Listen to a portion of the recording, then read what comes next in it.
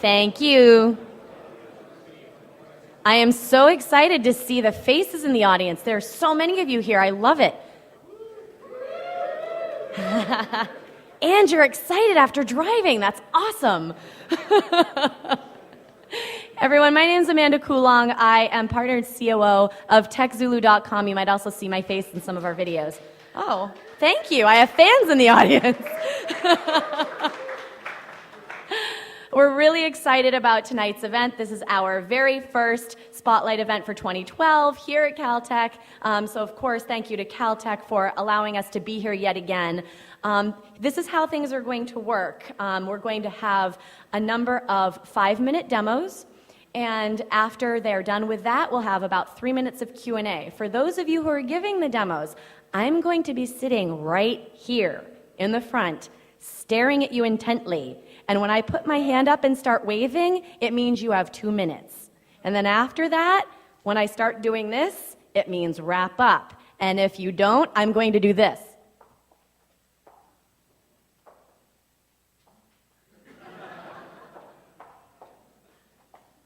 You get the point. But I love you all.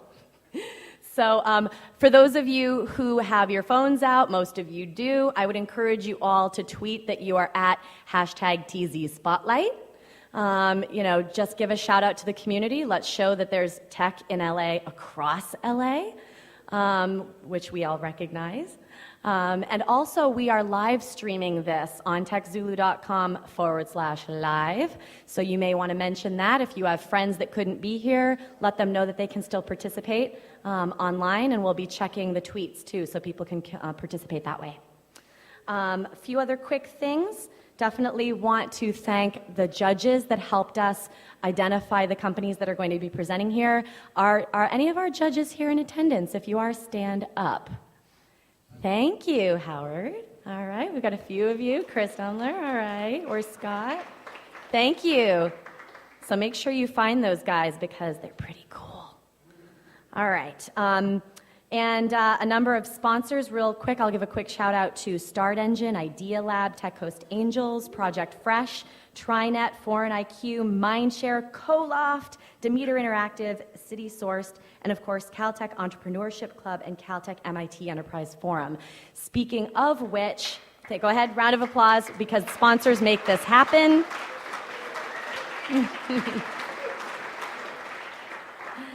I would like to start off by getting Stan from MIT Caltech up here to actually talk about another amazing event that's going to be happening in this same space in about a week.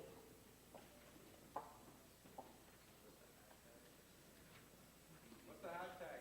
TZ Spotlight. Here we go. Don't miss that. Welcome. This is terrific. Thank you very much. On February 11th, if you didn't get the flyer downstairs, we have more of them downstairs and also here, the Caltech MIT Enterprise Forum, which is a collaboration between the Alumni Association of Caltech and MIT. It's been putting on programs here monthly for the last 27 years. And the thing of it is that we've seen a lot of cycles up and down in the industry of entrepreneurism and startups. Well, to that end, this program we're focusing on incubation. And incubation here in Southern California. There is over 27 and growing incubators of all different types. What are they? How do they work? Do they work together? What's the whole idea? It's an education to learn about the resources that are available for you, the entrepreneurs, for getting connected with them. We'll have exhibitions for many of them, and they have 5 of the key speakers from the Business Technology Center, Idea Lab, the Pasadena Bioscience, and the Port Tech LA. And so we'd like to invite you all. It's the Caltech MIT Enterprise Forum right here, Saturday, February 11th. Thank you.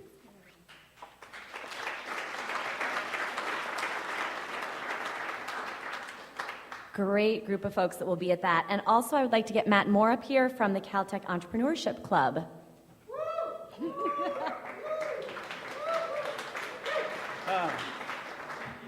There are so many more people here. Wow. So we did this once before in July. It was great. We just had to do it again, and it's an honor to do this every time we do it. Unfortunately, this is probably the last one I will be involved hosting because I'm graduating, which is a real feat for a PhD student. which means I'm on the job market. Anyway, I want to thank the officers we had this year. They did a great job.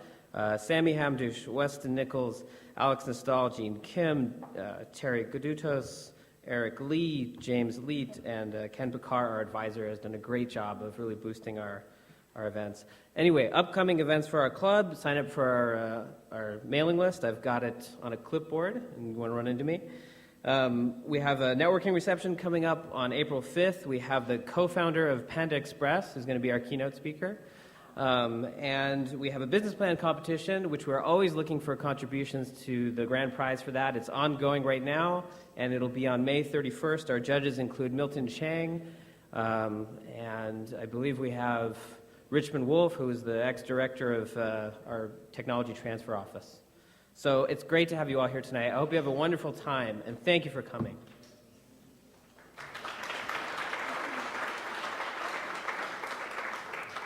Thank you, Matt. We're always talking in the LA Tech community about reaching out to students more, so talk to people like Matt, and also go to TechZulu.com. So without further ado, let's get this show on the road. Our first demo company, Crowd Seats, take the stage.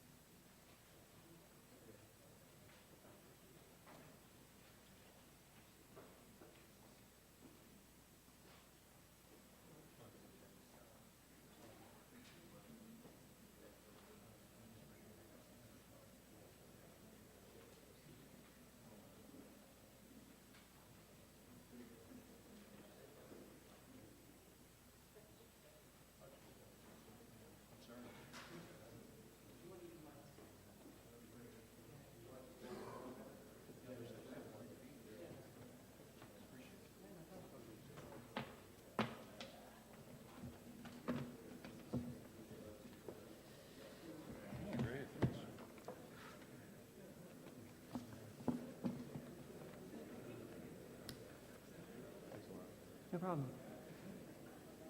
Gotta help a brother out.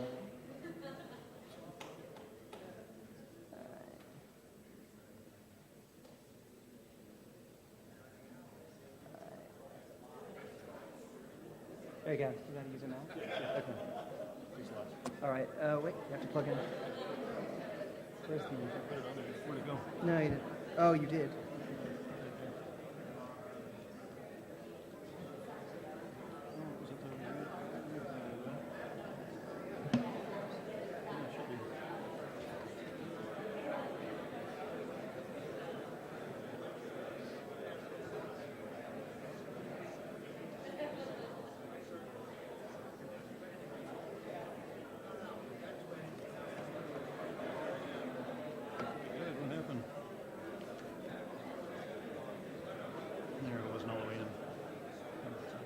I think I had used the other one. There we go. All right, you got it? Great, yeah, appreciate it.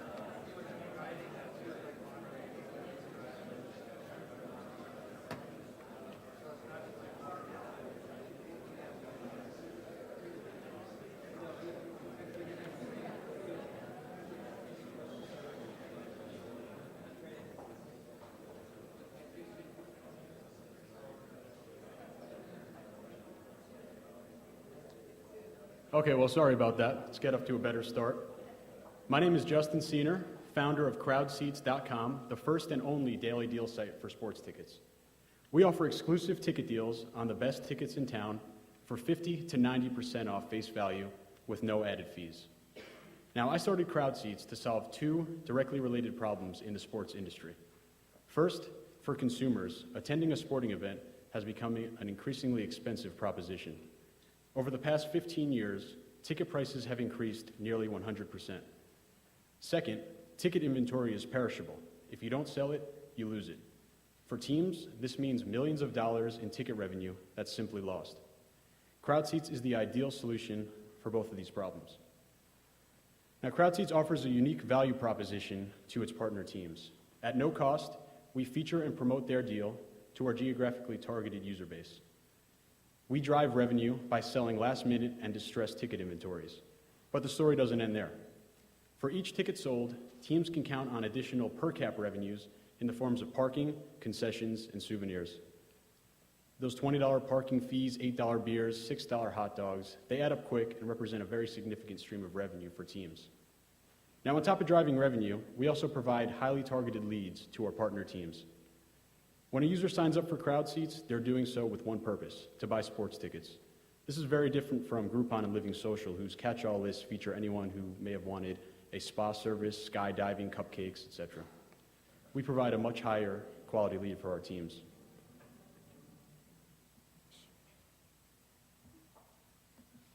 Sorry about that. So we built CrowdSeats to meet the needs of sports teams. We differentiate ourselves in two key ways, revenue split and lead generation. I like the sound effects, good sound effects. Anyway, we differentiate ourselves in two key ways, revenue split and lead generation. We offer by far the best revenue split out of any deal site, asking for only 25% of the ticket price. For comparison, Groupon and Living Social demand 40 to 50%. Now, back to lead generation. We are the only daily deal site that always provides full customer contact information. Now, for teams, this means that we're not only driving revenue, but we're also helping them build their customer database with very highly targeted leads. Now, I'll show you just how easy it is to discover our deals and to make a purchase. So our deals can be found in a variety of sources. If you sign up to our website, you will receive our deal email. You can also find us on Facebook and Twitter. We do a lot on there. And in fact, a third of our orders come directly from social media. Of course, the deal will also be featured on our website. And then on top of that, we have a growing affiliate program. We've partnered with the largest daily deal aggregators, Yipit, Dealery, and the like. We also have a growing blog affiliate network. These blogs are all subject to the teams that we have partnerships with, thus making it a very highly targeted offer to their readers. So let's say you were going to find a deal on CrowdSeats. Let's say you come across it through Twitter or through email or a friend shares it to you. You're going to land on our website. So we have a beautiful website, really targeted towards the sports fan. Down at the bottom corner, you can see our ticking countdown clock, really trying to drive that impulse buy.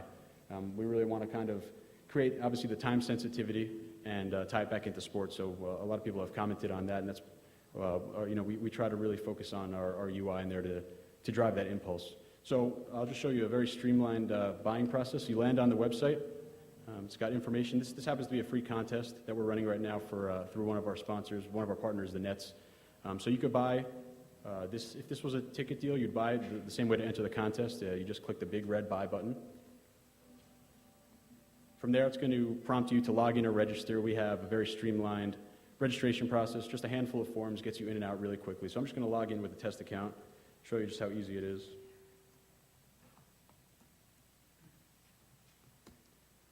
Okay, so I'm logging in. I'm going to go next to the one-page checkout. Now, this is a contest, so payment is not required. You can see the price is $0.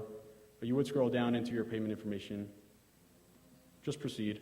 That's it. You just bought your ticket. Okay. Actually, I already bought one with this account right now, but it's a one entry per person. But if we did make it to the next page, we would be prompted to.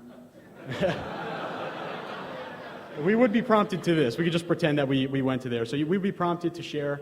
We know that attending a sports game is a very social event. Getting a great deal is a social event. So we really want to make it as easy as possible to share. One-click sharing throughout. We call this our bragging tool just because a lot of people love to kind of brag about the deals they've got from CrowdSeats. So exiting out of this would lead you to the voucher. Similar to Groupon or Living Social, you get a voucher. You'd bring that to the stadium. You could either print out the voucher. You could access it on your mobile phone. Bring it to the stadium with a matching ID, and you got your ticket. Simple as that. So we are live in New York and Los Angeles. We have partnerships with the Dodgers, Angels, AEG, Chivas USA, Santa Anita Park, the Yankees, the Mets, the Nets, Rutgers University, and we have many more in the pipeline. So I'd love to open it up for questions. Thank you very much.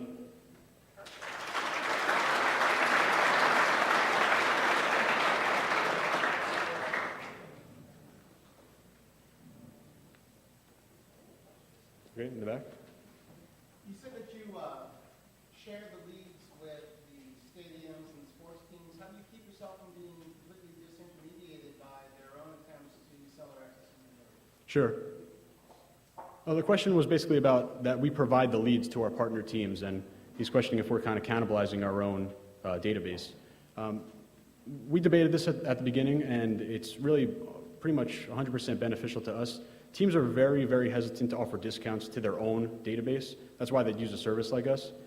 They feel if they already have a customer in their database, they want to get them as a full paying customer. So that's why you don't see deals that you'd see on Groupon or Living Social or Crowd Seats on their own website. They really will wait for those third parties. So there's really no disadvantage for us to provide that customer contact. We're always going to have the better deal. And it's just, in conversations with teams, it's been a factor that has really kind of pushed the needle in terms of them working with us. Okay, in the back?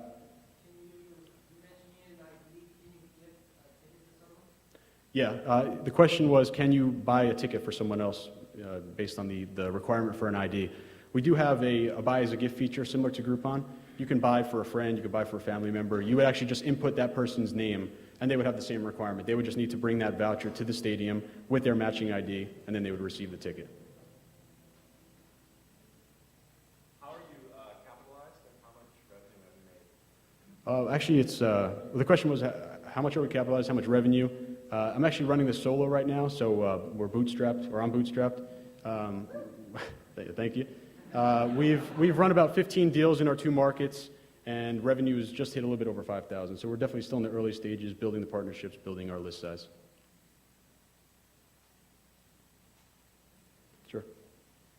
How many months does it take to secure a partnership with customers on average? The question was, how long does it take to develop a partnership with customers? Did you mean like a partner team? Partner team, yeah. So we've been going at this since, or I've been going at this since August. We have about 10 partnerships already, so it really varies. Teams like the Lakers, the Celtics, the Knicks, those are a lot harder to go after. Of course, they're selling out all of their games. On the other hand, going to the Dodgers, if you've seen this season, the stadium is half empty. So, we could sell a ton of tickets, and they were actually our first partner, and, they bought in immediately. So it really varies, Right now, the basketball is tough just because the Clippers got popular, but otherwise we had them lined up. But, they've sold out every single one of their games so far, so it really depends on the team. Question was, how are we acquiring our customers? Again, I'm bootstrapped right now, so we're definitely limited in terms of marketing. I do freelance web design, so anything I can make outside of paying rent goes to a variety of marketing. What we've had the most success with has actually been offline marketing. We have a street team of about 7 to 8 students. They go to different events, whether it's a tailgate or parking lots before the games, walking around LA Live and Staples Center, and soliciting those email signups right then. Otherwise, we do targeted blog marketing, mostly on sports blogs, SB Nation, Yardbarker, etc.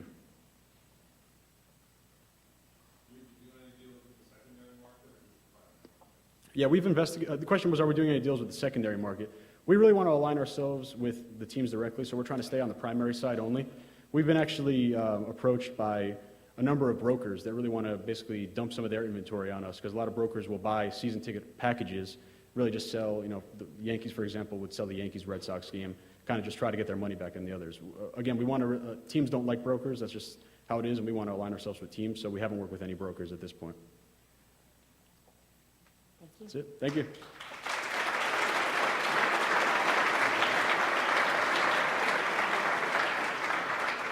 Great job.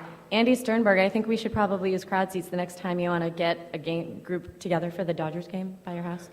Yeah. All right. I would like to get up on the stage now, Storitz, and also while each company is going through the Q&A period, make sure you're repeating the questions just like crowd seats did. And I would also like to make sure that the next company is getting up to prepare while the Q&A is going with the current company. Okay? So Storitz. Good evening.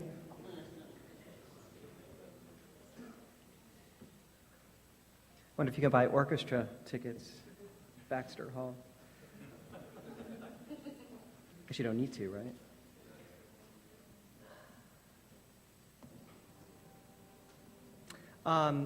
So my name's Adrian Comstock. Pleased to be here. Thank you for inviting me and having Storitz here to be able to present. Just to set the stage, Storitz is actually an angel-funded company that's been operating for a year and a half.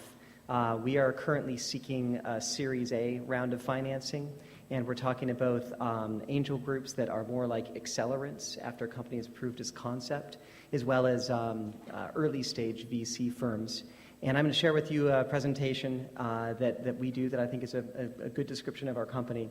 So Storitz is the nation's largest online self-storage rental marketplace.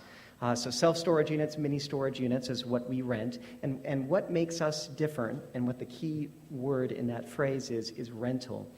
We seamlessly integrate with the software systems at storage properties, 3,500 properties nationwide, to provide real-time information to the consumer, and then to rent a unit to a consumer in his or her pajamas and bedroom at 2 a.m. or whenever, so that they can rent that unit and then show up at the facility and move their stuff in. So Storitz solves a problem for the self-storage consumers by allowing them to find and rent these units online, much like they do plane tickets, rental cars, hotel rooms. The price point is very similar between these three items and self-storage, so it really makes a lot of sense for that consumer to make that spend. Now, the question is, how big is the self-storage industry? It's actually a $20 billion a year industry. There are 46,000 properties. And note, that's not a typo. There are 31,000 companies. It's a highly fragmented business. The top 100 companies in the industry only comprise 10,000 of those 40,000 units. Now, the problem is that self-storage, even today, still relies on a very traditional system of lead generation via coupons or yellow pages or internet lead generation sites, and then they allow call center and marketing personnel to close the deal. There's a lot of bait and switch tactics. Rarely is all the information about the required insurance and what the promotion of 1 month free really means to the customer. And it becomes frustrating for a consumer, especially a consumer who's not used to self-storage and a consumer who's trying to choose between 3 or 4 different facilities.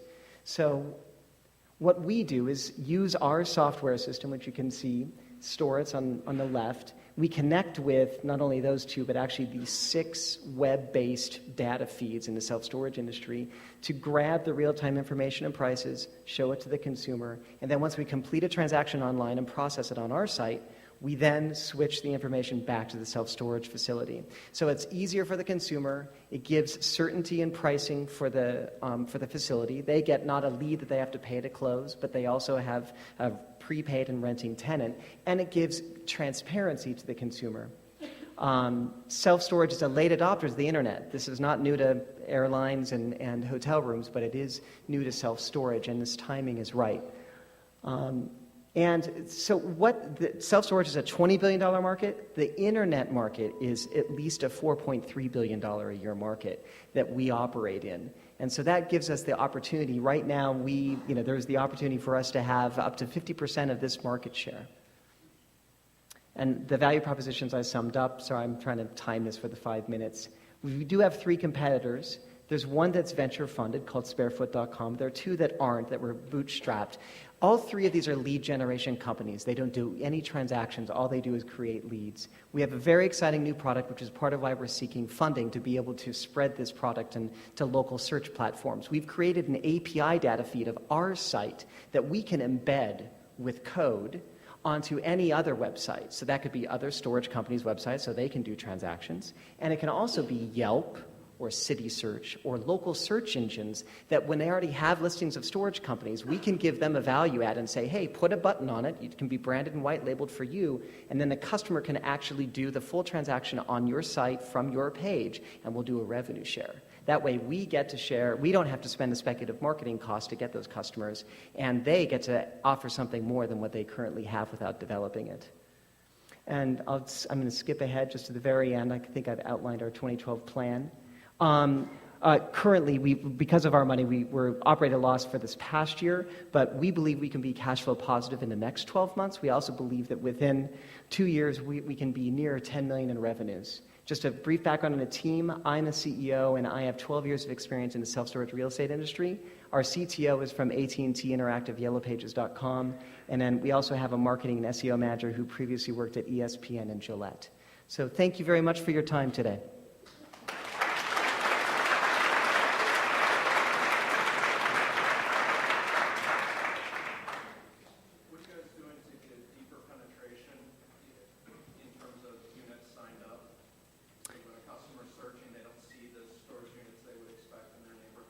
Sure. Yeah, that's a great question, and one of the biggest challenges we originally faced. So we have feet on the street. Eric Morris is in charge of our business development, but also we have a Storitz self-serve app, which is a browser-based application, so that companies can actually sign up online. We get nearly one company a day emailing us and requesting to sign up. So we signed 3,500 properties in our first 12 months, which at that point in time, we matched the largest internet inventory of any other lead generator or marketer in the industry. And any other questions? Oh, yes, sorry. Sure, we are paid by the storage property owner. There's actually a great, quick little slide here. Where is that slide? Where is that slide? I don't see the slide. So we're paid by the storage owner a one-time commission upon move-in based upon the rent rate of the unit that we rent. It's a sliding scale. It's an advantage to the storage owner because our average commission is $72. The average customer acquisition cost for a storage facility is $200. So it's a great savings for them. Also, we don't charge more, so the consumers aren't prevented from using us, and we can be very transparent about the real, true costs. Questions? Are you enabled to defer trends like which areas in your city have really high storage needs and that's what most people say? Yeah, no, absolutely. We have our own business intelligence unit and analytics. We actually have a series of heat maps we've created in 80 metro areas in the United States showing density of storage units, also showing the activity of Google search keywords for storage in those metro areas. And we have a direct correlation. First of all, Google AdWords are a lot more expensive in those areas. Secondly, SEO placement is much more competitive. But there are certain places where there's a sweet spot where we have this high density, high usage, and we have an ability to get a higher SEO positioning or lower SEM buy. It's not so we're warehousing all the data, and we plan to start selling it second quarter or third quarter of this year to the storage industry. Also, we have real-time availability and pricing at all these different facilities across the country. Appraisers, developers, and banks that are looking at doing investments or lending to self-storage would find that data useful. Any other questions? I'm sorry? So we have an internal customer service call center and customer service staff, and we handle those. I paused for a second because we've had fewer than 3 disputes in 18 months. Yes? Are there any other industries you've considered moving this kind of a platform to? Yeah, absolutely. So there are two things. One is we may want to go deeper in a storage industry. We're essentially creating a POS system, and we may be able to offer a web-based, lower-cost solution, bring a lot of those storage properties online and give them other services since we're already getting in bed with them. But other industries, other local search fragmented industries like limousine rentals and plumbers and contractors are very applicable to what we do.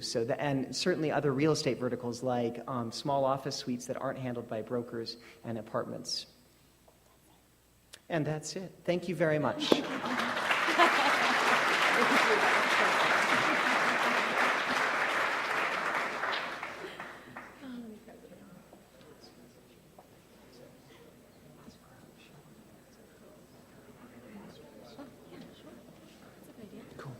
You know what, if someone else needs... Before you guys get started, I want to If someone needs my computer... we can start getting stuff ready, though. Now, as we get ready for the next one, first off, I want to say all I can think of is storage wars. I really want you to get involved with that. Right? Am I the only one? Storage wars? Anyway, as we get set up for the next presenter, I would like to get Howard Marks up here from Start Engine. We've got a number of exciting accelerators here in Los Angeles now, and one of our sponsors is Start Engine. So here's Howard Marks.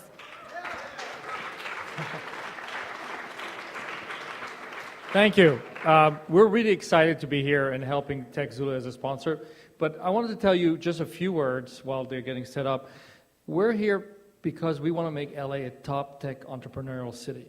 We're committed to making this place so exciting so that a lot of the investors around the country come here to invest in our startups and that we can retain the talent from Caltech, from UCLA, USC, all the great schools here in Los Angeles. And that is our mission.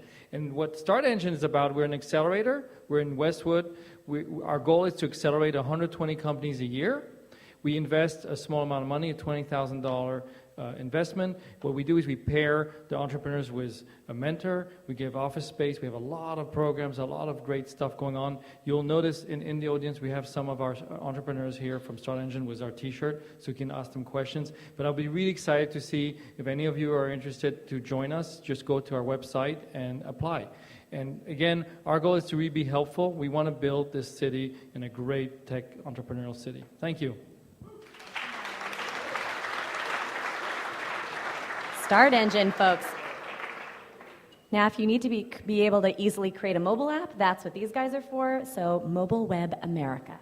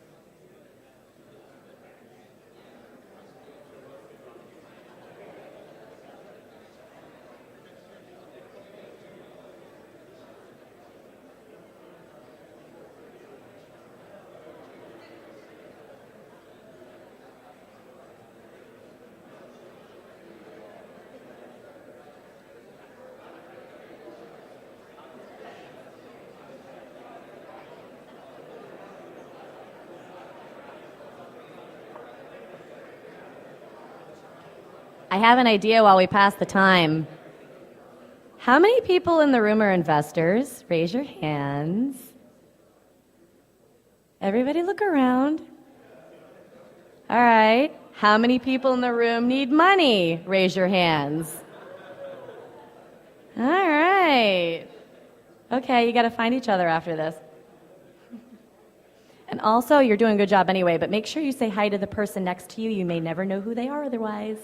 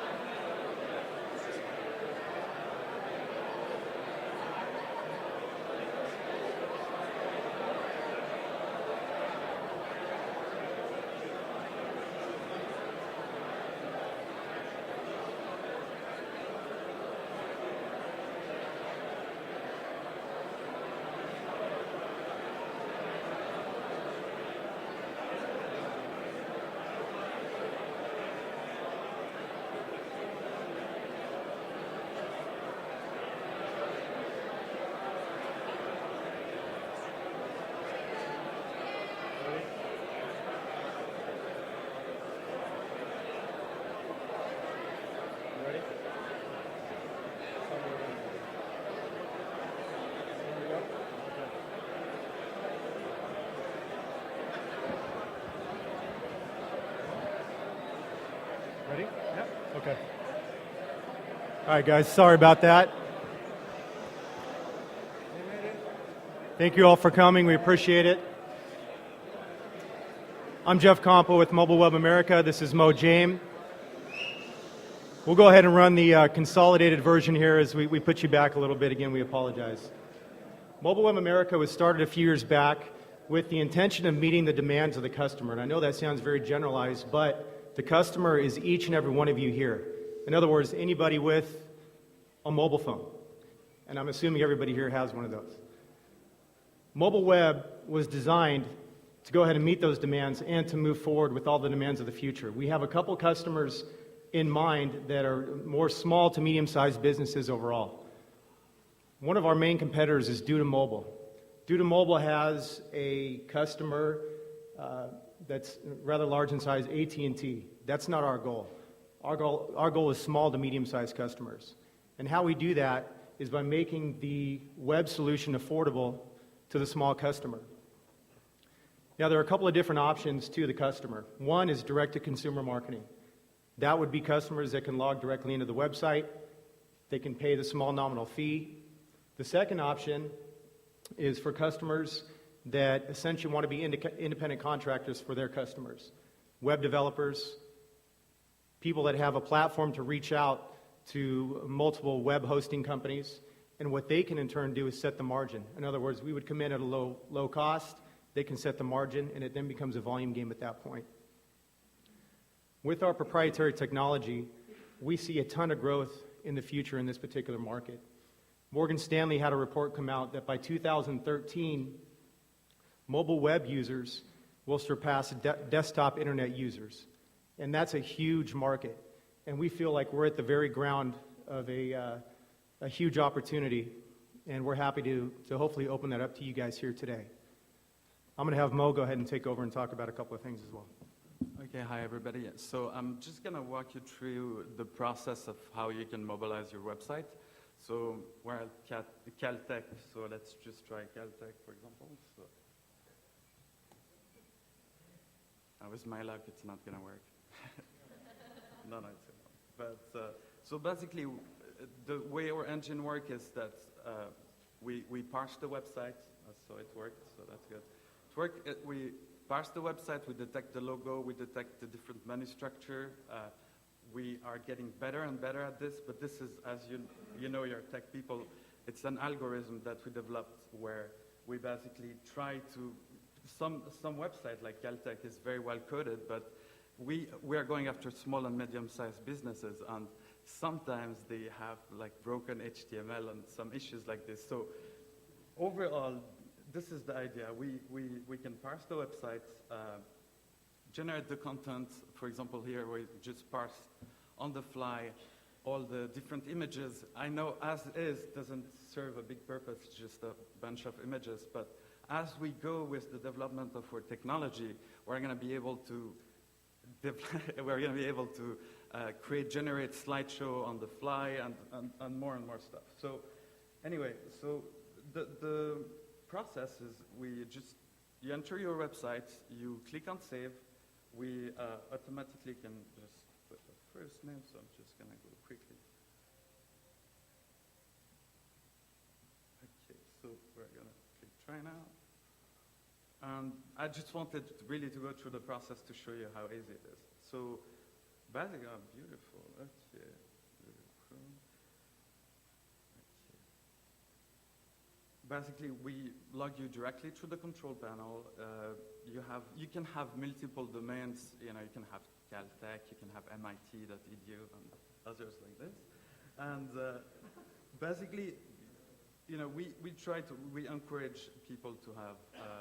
To share their website on Twitter, to share it on Facebook, on Google+, etc. So the most interesting part, I know she's going to wave quickly, but I'm scared. So just the most interesting part is the editor, because as I said earlier, not all websites are made the same, so you can actually edit, let's say this is not the Caltech logo, so you can come in and just choose the actual logo. You can edit the menus, you can remove menus, you can add, we recently added an option to add the click to call option. So we're making it better and better. And the main advantage is that You as a website owner, you don't need to, let's say the iPhone 5 comes up, iPhone 6, whatever, you know. You as a consumer, you don't need to, as a consumer, you don't need to worry about iPhone 5, iPhone 6, etc. We take care, the idea is that Mobile Web America take care of the back end, all the style sheet for you, so that you never have to worry about this. That's it. Okay. Okay. Any questions? Yeah. How do you guys handle the difference between, let's say, a boring static HTML website versus heavy JavaScript, heavy Ajax versus Flash? Okay, Flash, just let's put that out there. We don't do Flash. What we do, what you see, no, but seriously, we wish, but no. But the final output that you see here is HTML5, right? So we try our best. The algorithm, we parse the different component of your site, and then if there's very heavy JavaScript, we can't always convert it. So just to put it straightforward, if you have a very complex application website that use like shopping carts or login information, stuff like this, this is not done for this. We do custom, for this type of website, we do custom solutions, but automated is not possible. Any other questions? Yes? Yes, exactly. We didn't talk about money. Yeah, it's $4.99 a month, actually. So we are putting some discount out there, like 10% off if you buy a year in advance, 2 years in advance. So we have some plans like this.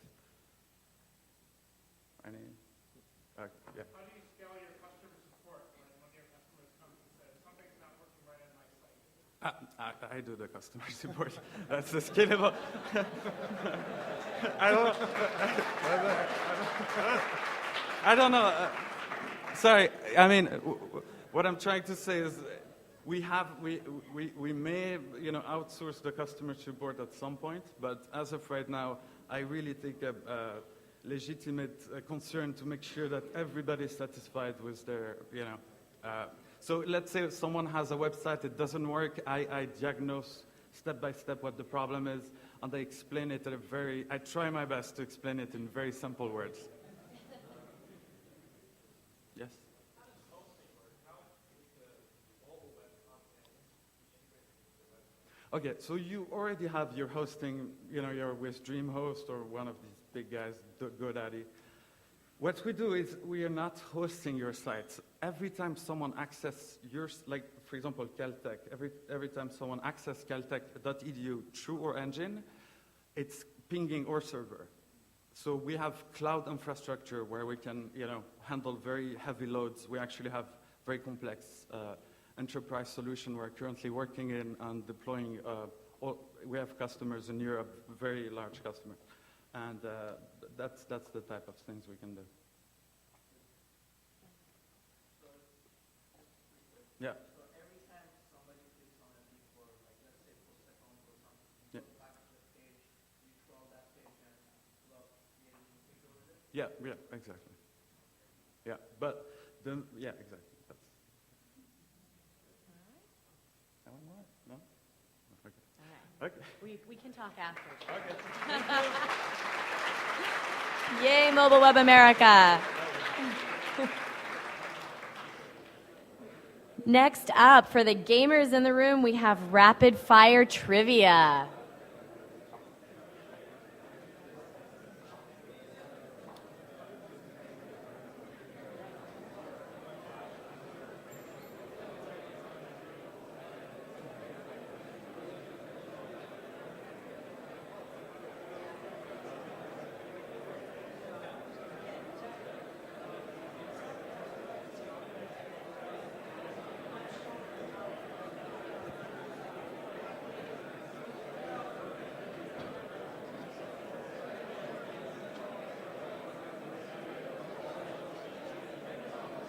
Good. Get me to the PowerPoint full screen. We're set.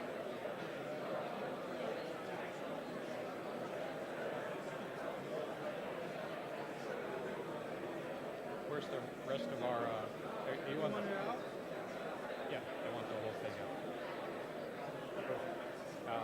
Is that it? Yeah. Okay. Good evening. Thank you very much.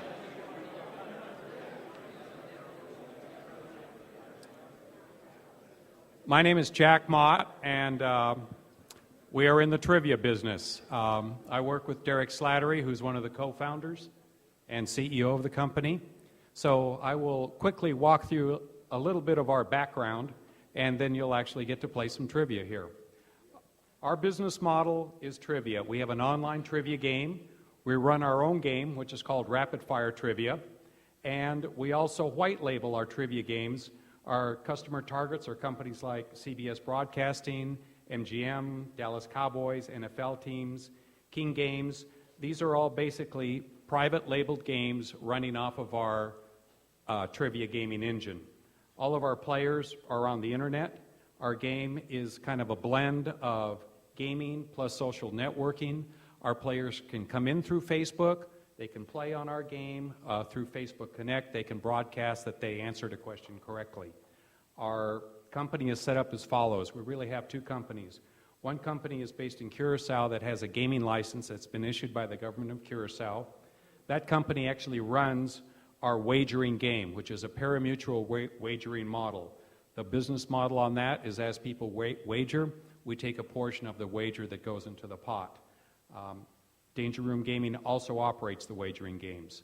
SmartBet Global is a U.S.-based LLC, and we have developed our own content of over 1 million questions.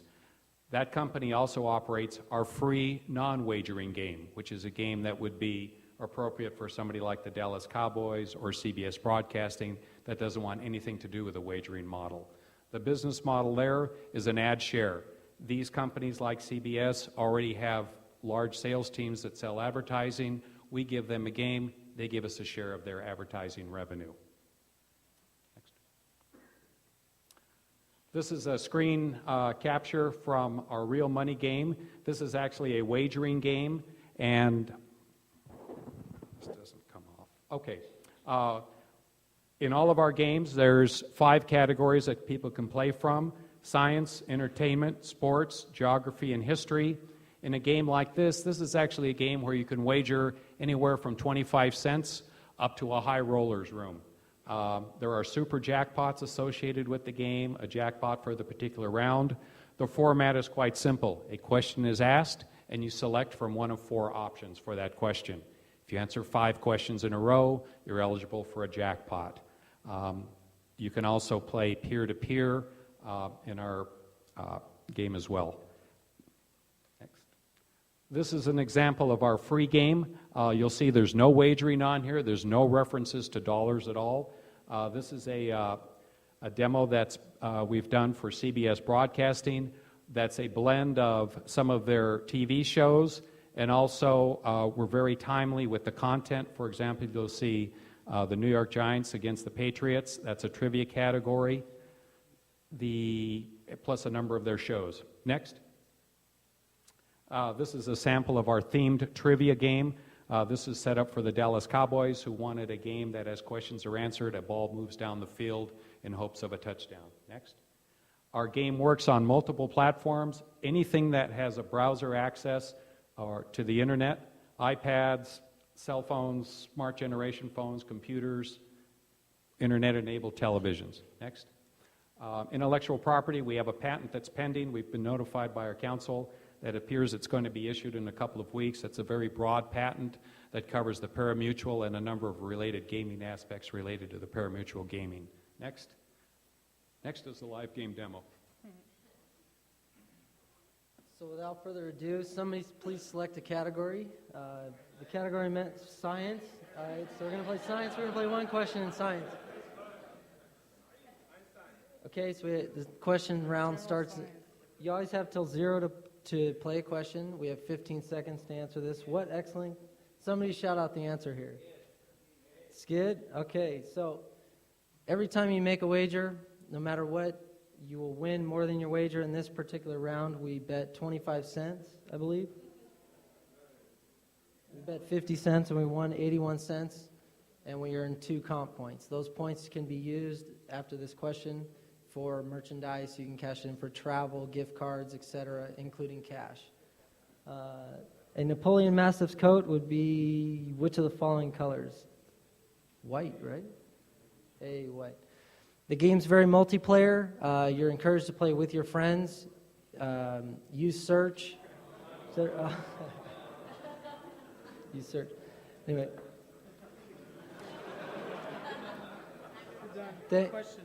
Questions and answers now? Or questions? Yes, sir.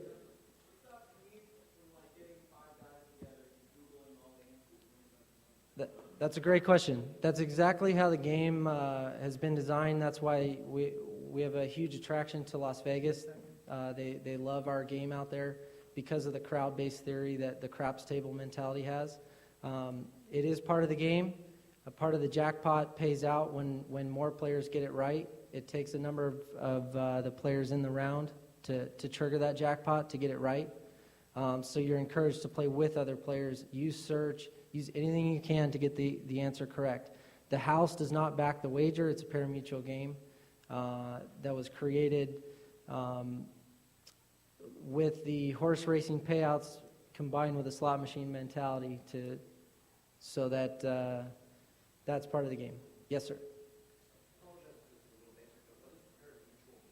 Pari-mutuel is what they use in horse racing. It's essentially pool wagering where the crowd places the wagers on a number of bets in the instance.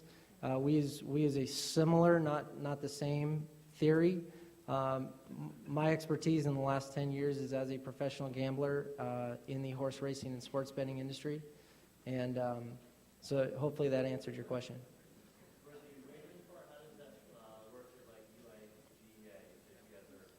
We're licensed as a game of skill. That's a great question. We're licensed as a game of skill. It's not gambling. And that the Unlawful Internet Gaming Enforcement Act is what his question is about. The act was also, a legal opinion was written by the Department of Justice December 23rd, 2011. I'm sure some of you guys have seen the articles stating that Unlawful Internet Enforcement Act only applies to sports betting. I'm going to let Jack handle that. Yeah. We've raised about $1.7 million to date.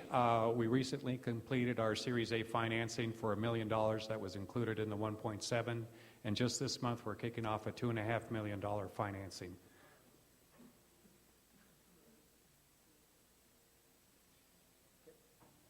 Thank you.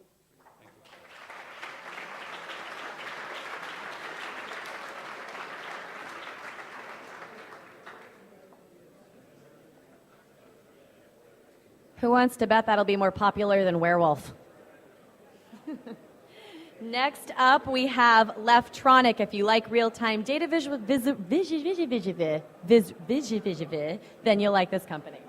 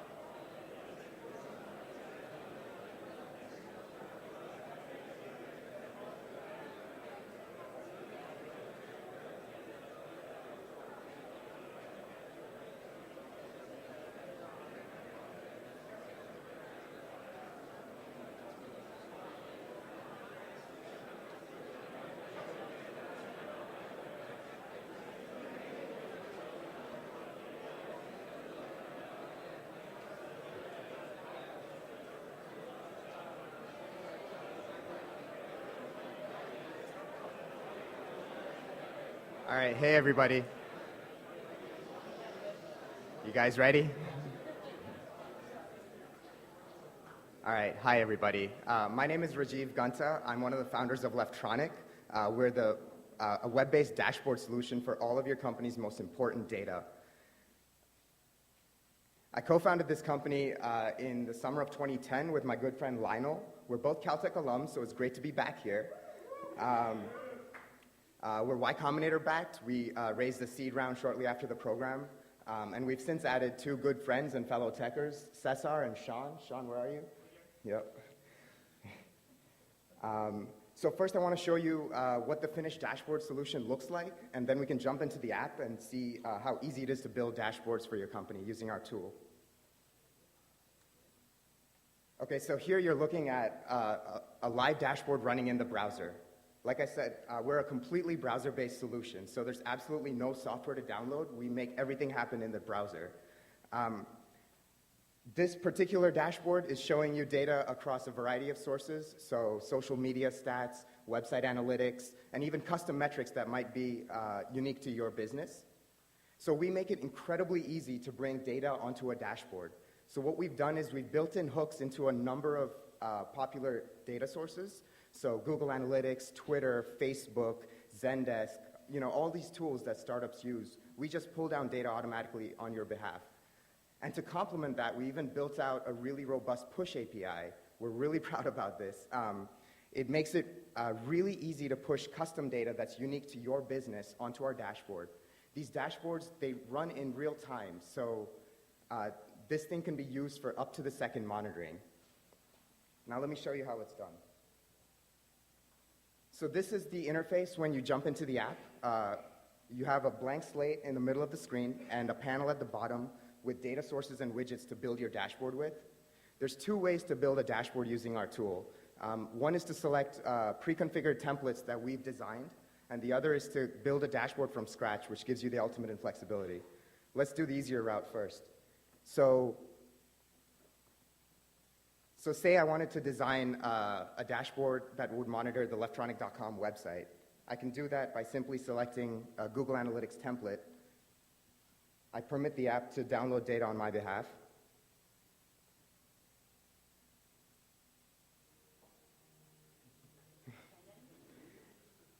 And after the music plays, we have a dashboard that's up and running in a matter of seconds.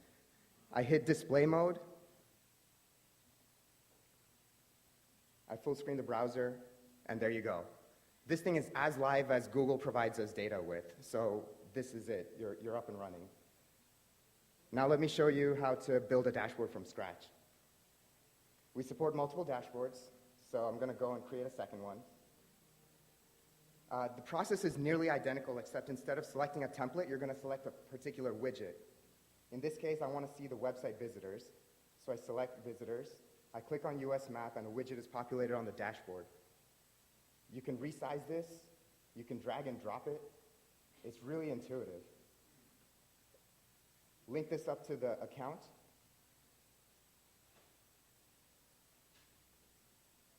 And you're good to go.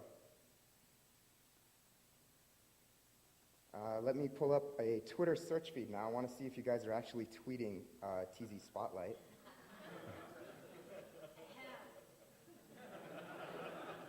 You guys need 5 more seconds?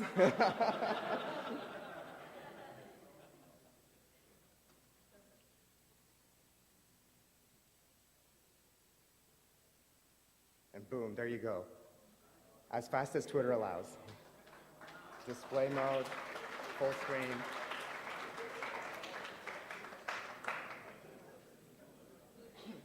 So you can see how easy it is to build up dashboards that aggregate metrics across a variety of sources. We're a really powerful tool for teams to come around and drive the metrics culture in companies.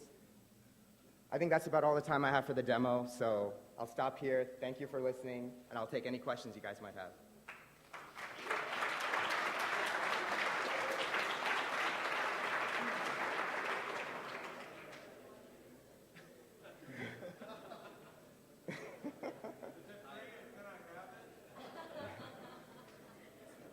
If you know how to program, yes, it is free.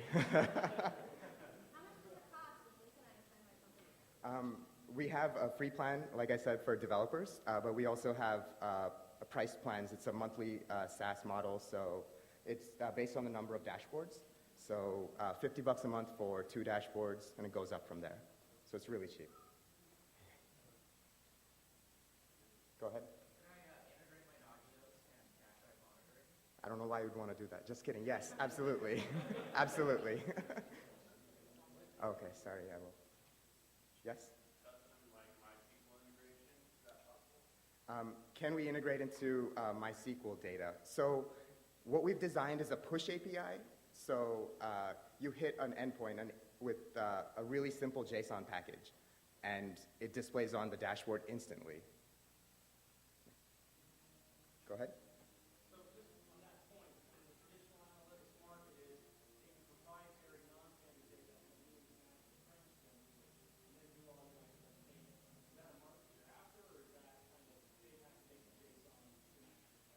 Okay, so the question was, do we do any analytics on our end, or are we essentially doing just the presentation of the data? And so the answer for now is yes, we're focused on the data presentation, but you can see how very easily, now that we're aggregating all of this data from a variety of sources, we can start stitching in interesting filters, math on top of it. So yes, we're definitely thinking about that. Yes, please. So what do your customers typically use this for? Operational data, or what are they? Yes. So what are the typical use cases of our dashboards? So far, it's been operational and engineering and performance dashboards. We've also seen some social media dashboards. An interesting avenue, of course, is sales and marketing dashboards as well, so we're going to focus on that. It all depends on the data sources that we integrate into. Go ahead. Like I said, so what stage of financing are we at? We went through the Y Combinator program. We raised a seed round shortly after. We're probably going to do a fundraising round in the near future, but that remains to be seen. We're about to drop the beta label. Go ahead, sir.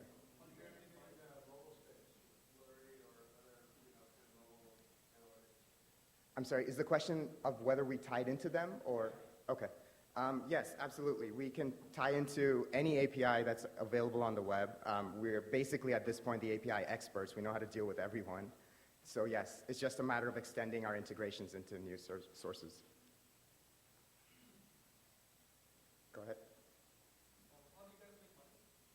By charging people.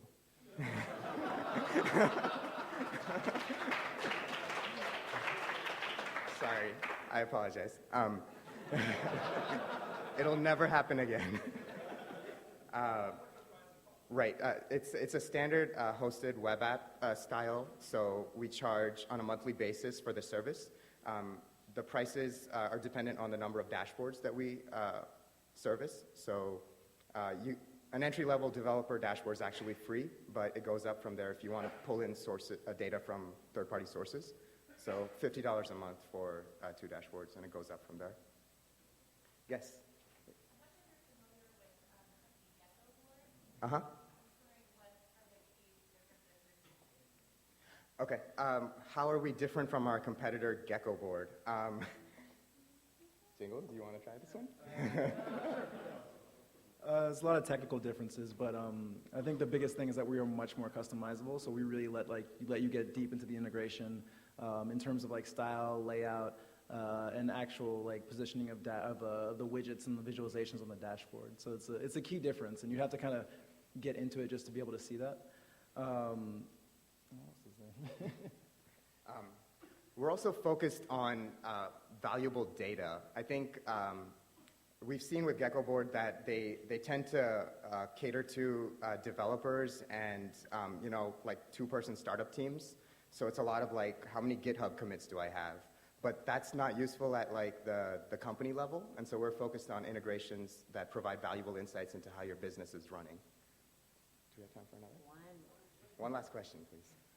How many data integrations do you guys have with third-party apps? So far, I'd say it's about 10 to 12, but we can cook them out pretty quickly, so we can. Yes, we basically go by demand. We're getting a sense from our customers of which ones are useful. So, thank you, guys. Great job. Leftronic.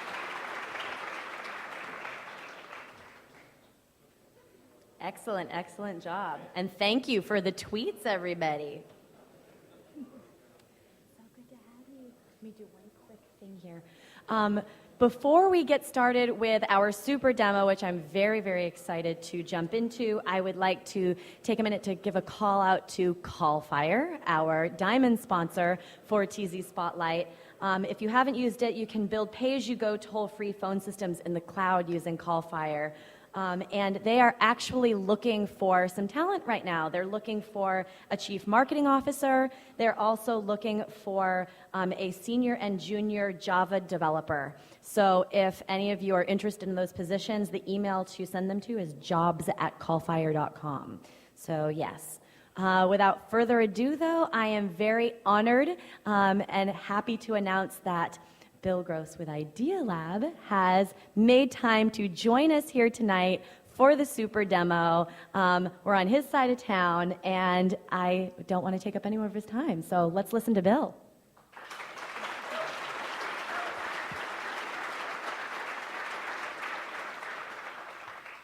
Thank you very much. It's an honor to be here, and it's incredible to see this type of entrepreneurial turnout.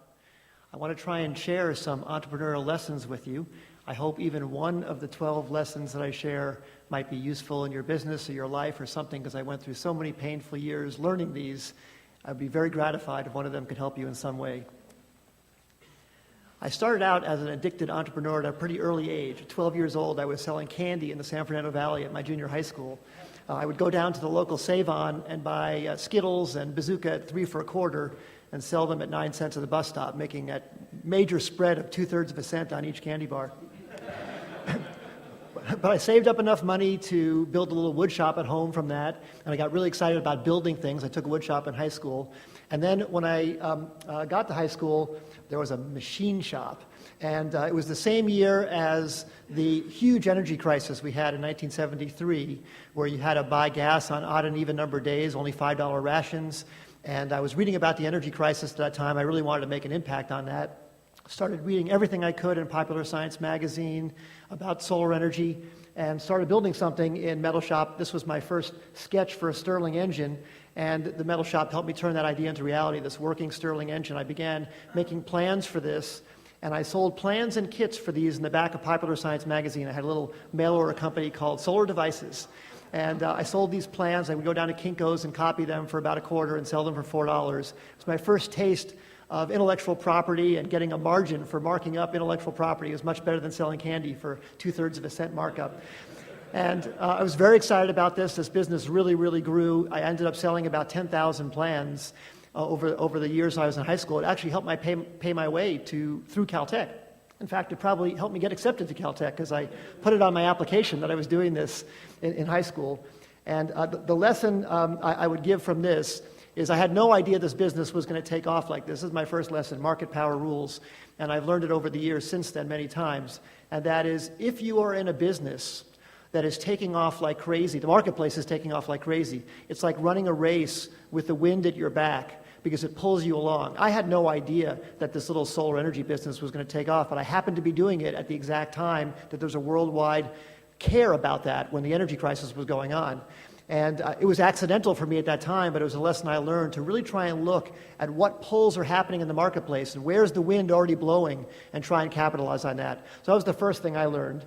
And then when I got to Caltech, I fell in love with loudspeakers, because I wanted to have a louder system than the other people in my dorm in Ruddock House. And I couldn't afford, because I was paying all my money in tuition, I couldn't afford to buy high-end loudspeakers, but I decided to build my own. I joined the student shop, and I used the anechoic chamber here. It was actually just down in the building next door. There was an anechoic chamber that I used to design these speakers, and I got a patent on one of these speaker designs. It was called the lead cylinders, and I also had a pair of speakers on the left there called the Valkyries.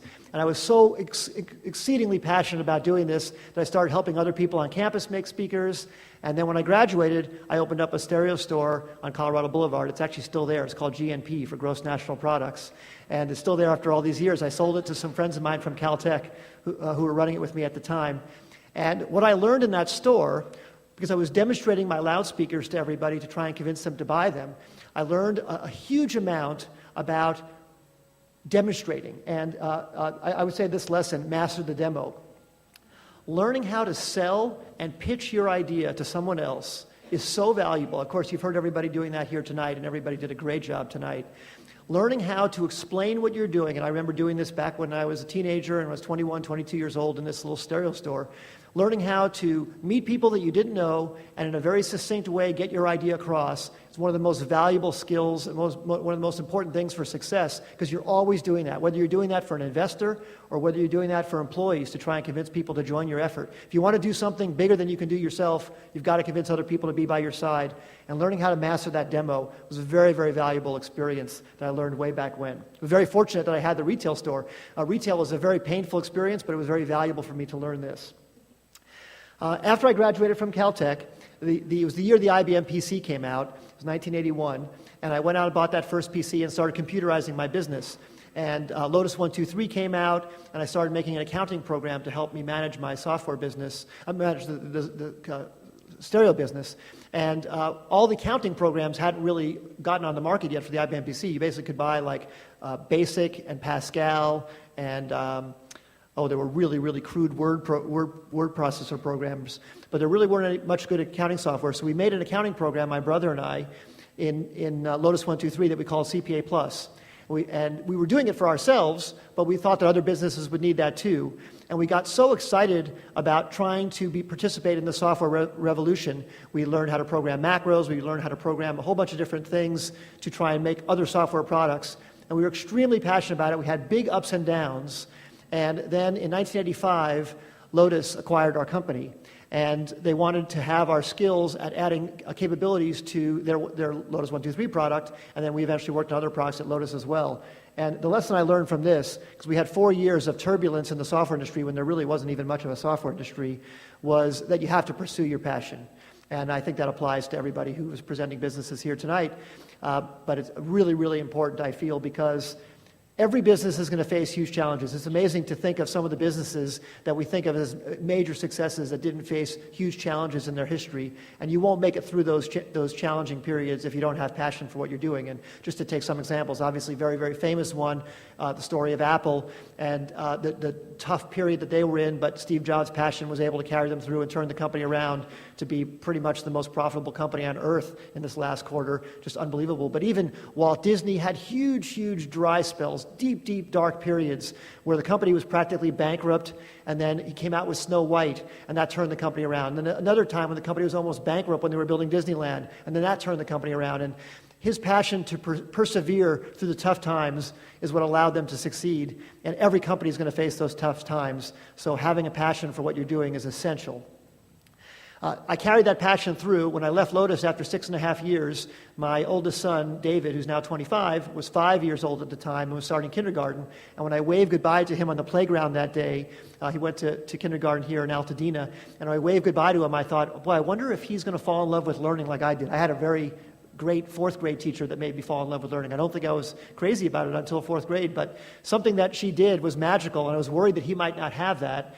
And multimedia PCs were just coming out, and I felt maybe there's a way to take multimedia PCs and help kids fall in love with learning, and started this company, Knowledge Adventure. And I was extremely, extremely passionate about it. And we started with this first product, Knowledge Adventure. Then we made a product called Dinosaur Adventure and Undersea Adventure and Space Adventure. We worked with Buzz Aldrin on Space Adventure. And we were making all these different products. We worked with Isaac Asimov on Science Adventure.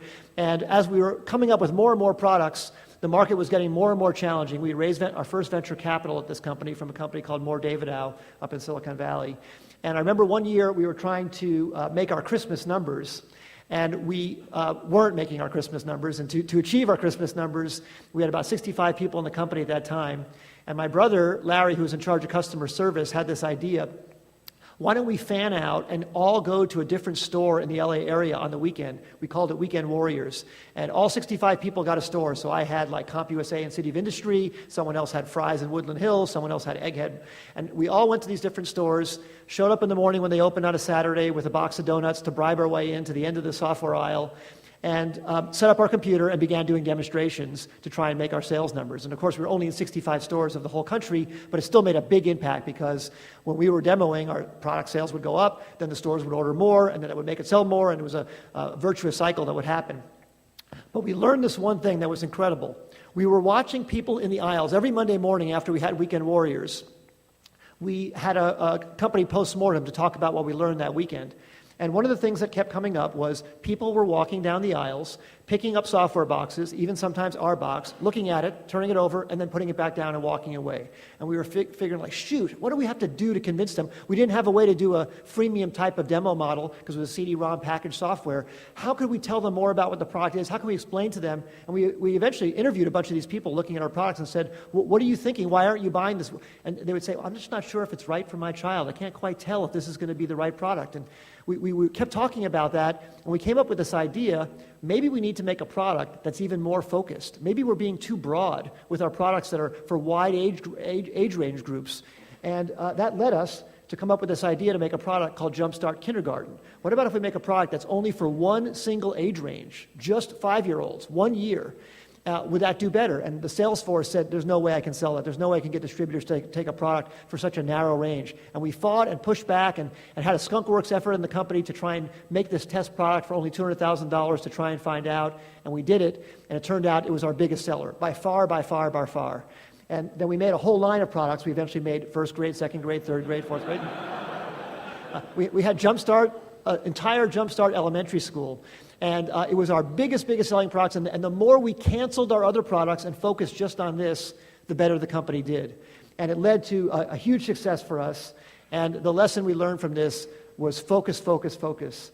Focus is almost always better, even if you pick the wrong focus. And it was because consumers are just confused. Your customer is confused. There's so much noise out there. There's so much messaging out there that people just can't tell. And if you can take all your effort and put it behind one thing that's really focused, you'll do better than being unfocused. This was a very, very tough lesson to learn, but a very valuable one for me. And I tried to employ it at other companies. But it's very, very hard to apply because as an entrepreneur, you often think, well, if I just do more things, I'll have more chances. I'll do better by putting like more chips down on the roulette table. But it doesn't work that way. You want to have all your chips stacked on one thing so they make more noise and they scream your message home. And that was one thing we learned at Knowledge Venture that was very, very valuable.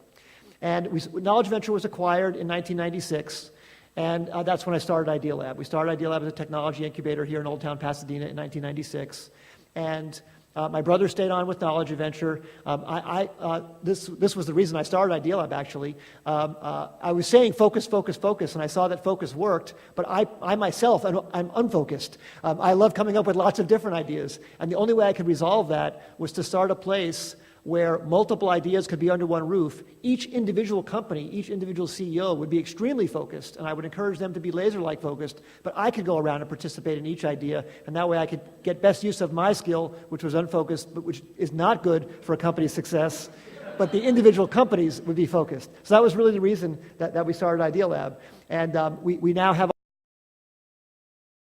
last 16 years now, we've started more than 100 companies, and they've been all over the map. And there have been, just to give you a quick summary of them, the companies, between 100 companies, we've had more than 300 rounds of financing across all of them. Idea Lab's put more than $870 million across all those companies, but we've helped the companies raise $2.8 billion more across all the other companies over the years. We've had 35 successful IPOs and acquisitions. We have 25 companies in the portfolio right now. But we've had 40 failures, and those 40 failures were very painful, learned a lot of lessons from those, and I'll share a few more of those with you as well. But the lesson I learned from starting Idea Lab, lesson number 5, recognize your strengths. You have to design a structure that's built around your strengths, and then balance that by hiring complementary skills. So my strength was coming up with ideas and working on a lot of different things at once, but I had to get complementary skills in place that were very focused. So I have other operational people in Idea Lab, and Marcia Goodstein, who's president of Idea Lab, who runs the operation, and then a whole bunch of people who are working on the company, some of whom are here tonight, who are just very, very focused on their specific idea. And that balance, that combination of skills, and you really have to get complementary skills that are complementary to you. You need people who are sort of opposite you to have success in anything you're doing that takes more than yourself to achieve. So of the 100 companies, I want to share just a few particular stories with you. 2 very painful failures, 2 wild successes, and 2 companies that are works in progress, and try and give you some lessons from each of those. So first, we had a very painful failure with eToys. It was a company that was a high flyer for us, and then a big failure. And the reason was the company overbuilt. The company was very, very successful. I remember we raised the first money for it. We raised about $175,000 at a $600,000 valuation to have our first Christmas at eToys. And we did about $1 million in revenue that first Christmas. And the next year we did about $8 million in revenue. The next year we did $50 million in revenue. And next year we did $150 million in revenue. We were already a public company. We did 150. So rapid growth. But the company was planning for $300 million in revenue. It built warehouses all over the country and scaled up so much. And then the dot-com crash occurred, and the company could not raise money from a secondary. And the company had always thought, well, we can always get more money. We're in a race. We need to build as fast as possible. We need to compete with Amazon. We were way ahead of Amazon. We had a market cap that was bigger than eToys, but we completely overbuilt, and that made the company eventually go out of business. And the lesson I would take away from it, of course, don't overbuild. The world changes so fast. We never could have expected the world to change so fast. But it's better to grow more slowly than to go out of business with overcapacity. And that's what we did in the case with eToys. And the company didn't completely go out of business. The company sold to KB Toys, but it didn't last on as eToys. And it's just such a shame because the company delivered great customer service, was knocking it out of the park with satisfaction and with revenues. It's just that it built ahead of what the revenues were. And that was a very painful lesson we learned there. Another company we started in 1999 called Z.com was almost a forerunner of the companies of today, Funny or Die, or maybe even almost of YouTube. We wanted to build online entertainment and have the ability for online video to be streamed and have lots of different channels and have micro channels and everything that's happening today. But we were way too far ahead of our time. There was only about 10% broadband penetration. We raised about $10 million successfully. We started signing up celebrities. We had signed up Chris Rock and and Adam Sandler and other people started making content with us. And it was starting to work. But there just wasn't enough take-up from the users because there just weren't enough people. Too many people had dial-up modems, and not enough people had broadband connections. And if only we could have made it a few years longer, like almost by 2003, we would have been okay. But in 2001, it was just too soon, and we eventually ran out of money. We scaled back the company once from about 100 people to 45 people, and we scaled back the company again from 45 to 20, and then again from 20 to 12. And if only we had been in the 12 to 20 range the whole time, we would have lasted to 2004, 2005. The market had exploded, and we would have been there. And instead, we just didn't make it. And the lesson I would say from this is survive until the market is ready. If you have an idea that has fundamental customer adoption and people love what you're doing, you've got to, but you're just too early because the market isn't quite there yet. Like people don't quite have whatever other technology is needed to make your product thrive. Find a way to survive till then. Don't think that you have to run so fast and beat everybody. It's more important to survive until the market is ready. And we learned that very painfully with this company, Z.com, which was a great company. And again, we've seen the company executed very well 5 and 10 years later. And if we just survived a few more years, we could have been a part of that. And then Cars Direct. This is a company that was a big success for us. This was a company we started in 1999 with the premise of selling a car online, and this was back when people were still worried about putting their credit cards online. And we wanted to see if people would buy a car online. I knew I wanted to buy a car online. I didn't want to have to go into the dealer and haggle and all that. I wanted to be able to complete the whole transaction and have the car show up basically at my office or at home on a flatbed truck and just show up for me and complete the transaction there and never have to go to the dealership at all. I could do my research online and make my decision. I didn't have to go to the dealership to actually have all the heartache of the car I want not being in stock and so on. But I didn't know if other people would want that. So we wanted to come up with a way to test that. And we set ourselves a goal for $75,000 and in less than 90 days, let's just find out if people want to do that. And we hired someone to start doing that, and he started working on it. He started building a website. He started building source and supply of where to get cars and all that. And he came into me after working on this for a few months and said, well, I'm working on getting the deals with Ford and with the different dealerships. I said, what are you working on getting source and supply? We might not even start this business. We just have to find out if people even want to do it. We just need to make the simplest thing possible to find out. And I really had to convince him, don't worry about source of supply. And then he came back to me a few weeks later. He said, okay, I'm working on the configurator so people can configure their car and choose their options and all that. I said, why are you making a configurator? We might not even do this. Just make a website that you can put up, let people type in the car they want, let them type in the options they want. Of course, that's not scalable. That's not the way we'll do it in real life. But let's just find out. And finally, I convinced him on like the 80th day of our 90-day test, just put the site live on a Thursday evening. And I remember coming in on Friday morning and saying, what happened last night? He said, we sold 4 cars last night. I said, hurry up and turn the site off. Because we had to go down to the Honda Auto Mall in Monrovia and buy the cars at retail and sell them at cost. So we lost $4,000 on each car. But it was a very, very valuable experience to find out people will put $1,000 sight unseen on their credit card to buy a car that they want, And that led us to then stop. We delivered those 4 cars to those 4 people, tested the customer service experience and all that, and then we went and built the whole website out to do that. It grew to be a very big company and turned into internet brands, and then we recently sold. This company went public in 2007, and then we sold it last year to a private equity firm. And the lesson from this is test, test, test, test, test. Find any way you can to test your core proposition in the smallest possible way before you go do a whole bunch of work building out something that might not even be needed. And going out and building relationships with the car manufacturers was not what we needed to do first. We needed to see, will people even buy a car online? And I urge you in your companies to try and find some way to take some fundamental proposition that you're about to go spend a lot of money building and just find out if that thing is right. And I actually picked up this experience a little bit, maybe indirectly, I didn't realize it, from my mail order experience back when I was 15 years old, when I used to go to the library and read books on mail order, and they would say test, test, test, test, test, and just testing every different thing in the mail order business that related to this test. I tried to take those same parallels and bring it forward to these internet experiments we were doing. And then GoTo.com was a company we started to do paid search. And when we first came out with this, people said that was the stupidest idea ever. Nobody's ever going to do that. Nobody's going to accept paid search results in their listings. Yahoo came out and said it was abominable and they would never do anything like that. And a few years later, of course, Yahoo did a deal with us. And then a few years after that, they acquired the company.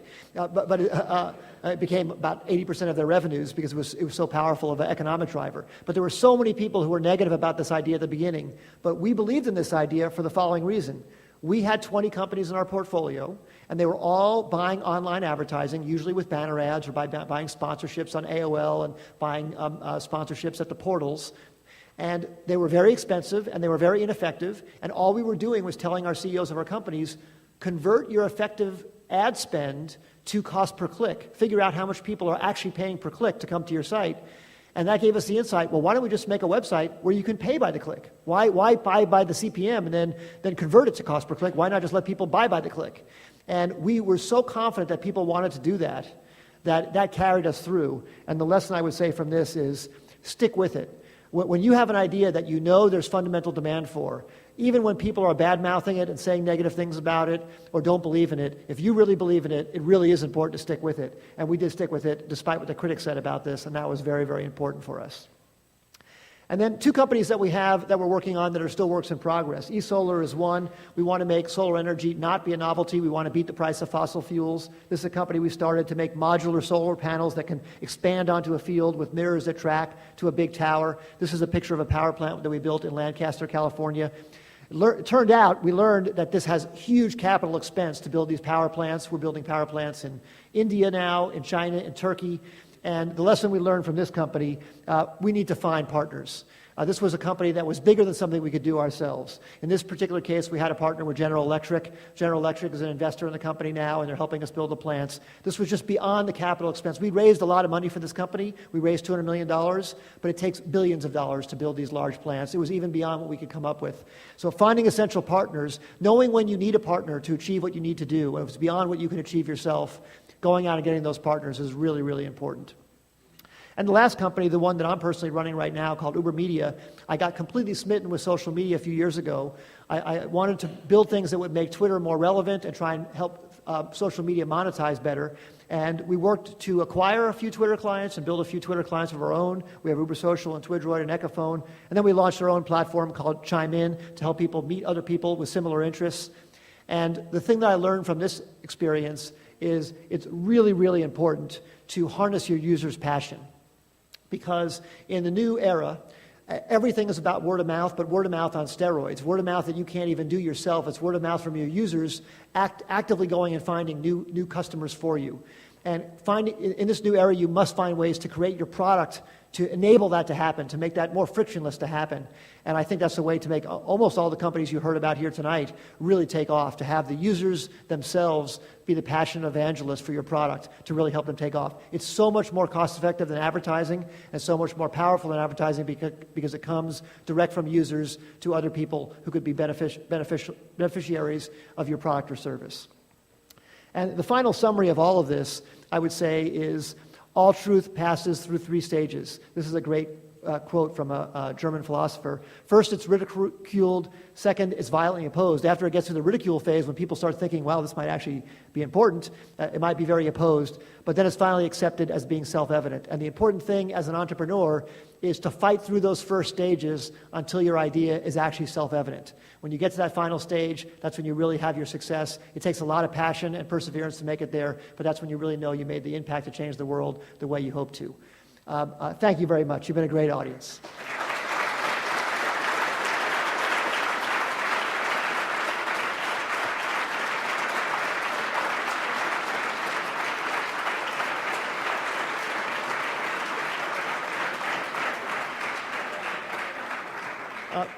Like I said, I hope even one of those pieces of advice is some way, someday helpful to you. I'd love you to check out our new platform, Chime In. I can communicate with you there. I'm also on Twitter at Bill_Gross, and I'd love to stay in contact with you there. And I'm a heavy tweeter as well. I just got back from DLD conference in Munich and from Davos World Economic Forum, where I was sharing everything I learned from there like a storm. And I'll be doing that at the TED conference in a few weeks as well. So I hope to share stuff with you. And do we have any time for a few questions? Yes. So happy to take some questions as well.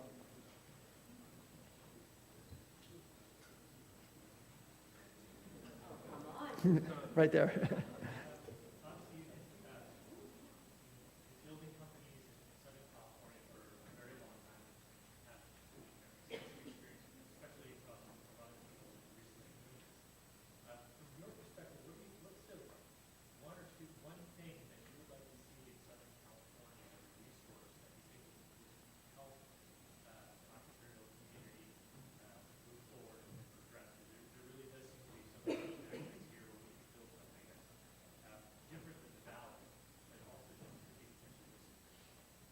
Well, things like tonight are a pretty great thing. So yeah, shout out to you guys for doing this. We need to have density. We need to have more great startups because we need to have people who have been through it before so that startup teams can be comprised of not just first-timers, but of people who have seen some failure before too, both success and failure. Because a lot of moving fast in a startup is pattern matching. So I think that things like tonight, more get-togethers to share best practices and just get more things happening here. Now, there's a lot of money flooding into Southern California right now, which is great.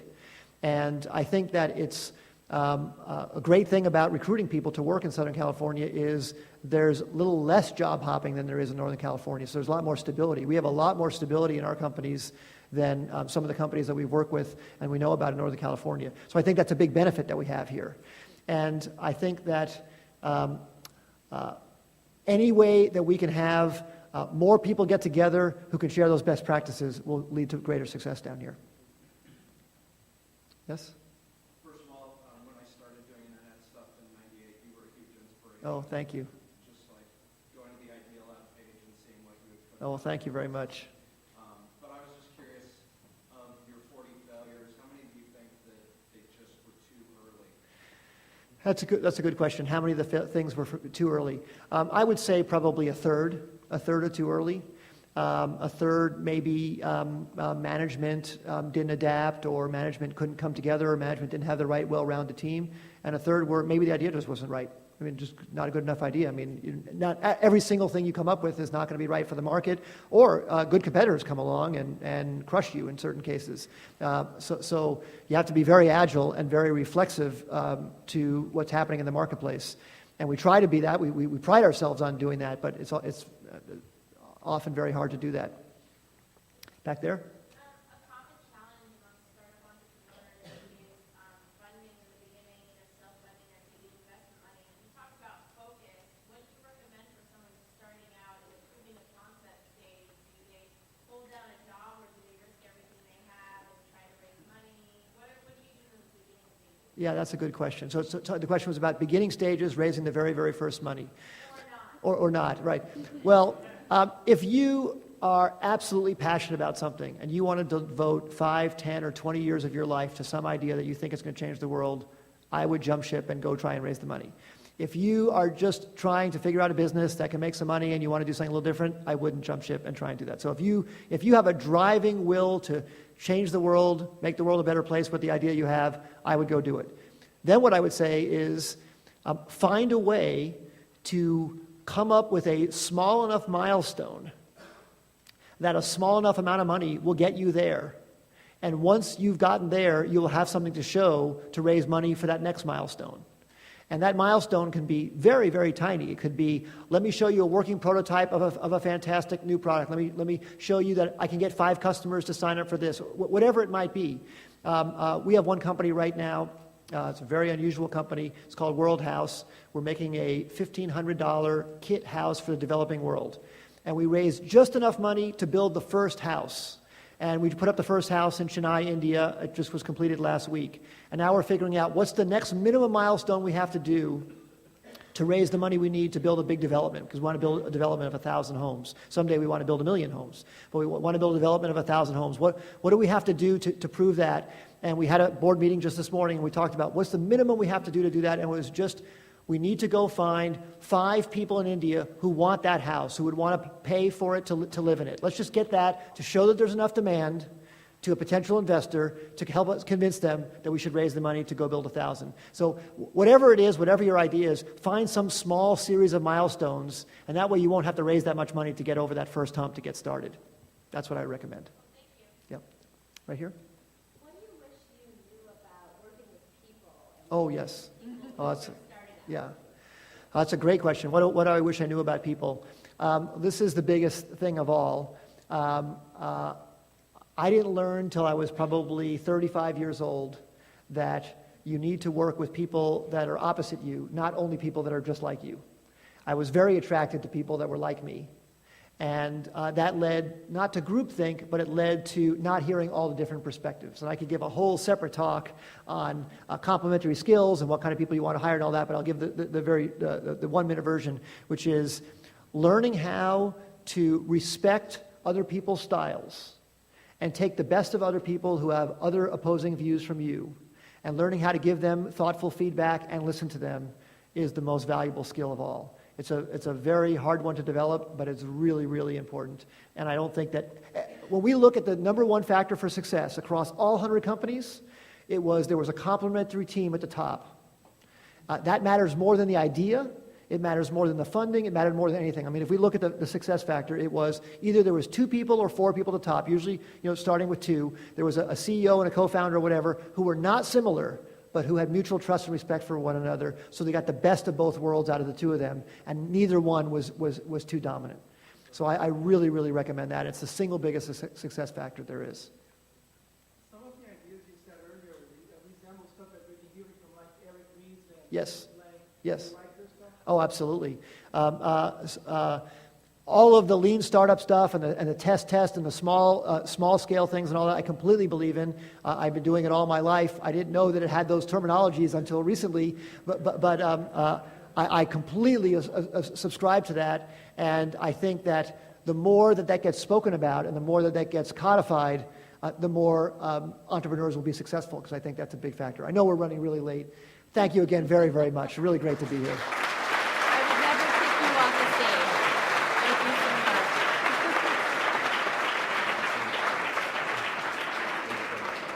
I don't know about you, but I'm inspired. Thank you so much, Bill, for joining us. Bill Gross with Idea Lab. One more round of applause.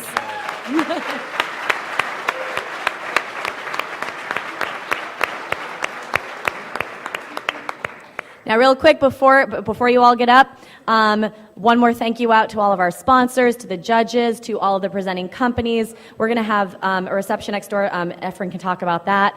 But thank you all. I know I'm very inspired, and I'm very humbled by the room that is filled here tonight. It's just a sign of where LA Tech is going. So one round of applause for all of us.